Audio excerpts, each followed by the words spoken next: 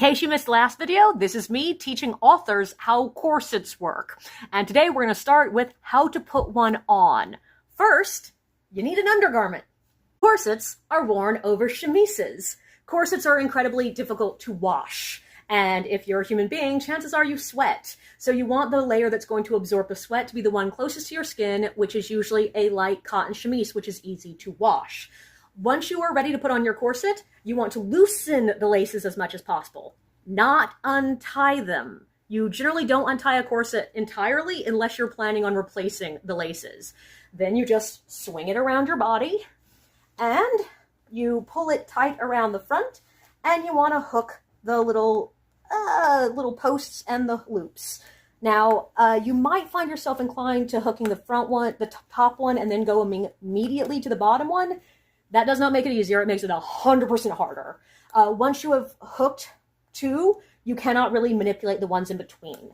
You'll also notice that sometimes your chemise will want to stick its way out. It wants to come visiting. Just tuck it back in. It's fine. Now, once you have it hooked, you can sort of make adjustments. If the corset's riding a bit too high, you can shift it down. If it's riding a bit too low, you can pull it up. If your chemise inside has gotten tangled, you just reach in and move it around. This is when your corset's still loose. You can make adjustments. Then, once you have it where you want it, you start lacing it.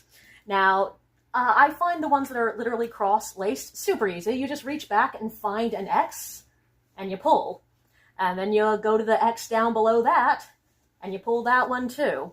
Now, it is easy to accidentally miss a cord or something, and for it to get really tangly back there. So you want to be able to see a mirror so you can look behind you and see what the hell is happening. Like if I pulled the wrong laces, but you're pulling it down to the center point where you have those loops that can pull out. Once you've done the top, you start from the bottom. Same exact thing. Grab an X, or you can grab at the grommets on either side. That makes it easier to pull, but I find it really easy to misplace where you are on the grommets and pull the wrong one. Once I have it pulled towards the center, I usually do one nice hard tug on the center loops just to make sure that it's even, because you want the lines to be even. They want to be going perpendicular to the floor, pretty straight. The amount of space in the back should be even, because that's just better for your spine.